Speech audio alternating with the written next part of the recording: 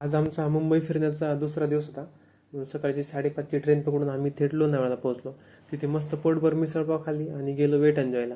मी पहिल्यांदा तिथे जात होतो म्हणून खूप एक्साइटमेंट होती. आज जाऊन बघतो तर काही इथे ससे सिंह डान्स करत होते, पण नंतर कळाले की हे आमचं वेलकम करत होते.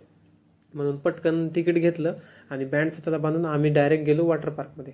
आणि आम्ही सुरुवातच ह्या 90 डिग्रीच्या राईड्सपासून केली, त्यामुळं खूप भीती वाटत होती. आम्ही बाकीच्या ग्रुप राईड्स केल्या, सिंगल राईड्स केल्या, पण ग्रुप राईडपेक्षा सिंगल राईडमध्ये खूप भीती वाटत होती. त्यानंतर 4 तास वॉटर पार्क एन्जॉय केलं. वॉटर पार्क नंतर कपडे चेंज करून आम्ही गेलो अम्युजमेंट पार्कला.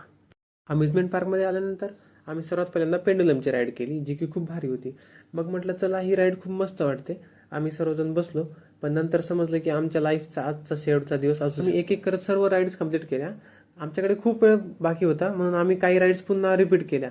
पण सर्वात डेंजर तर ही राईड होती, कारण इथे माझा मोबाईल हातातून खाली पडता पडता वाचला. सर्व राईड्स कंप्लीट झाल्यानंतर आम्ही फायर शो एन्जॉय केला आणि आजची जर्नी इथे संपवली.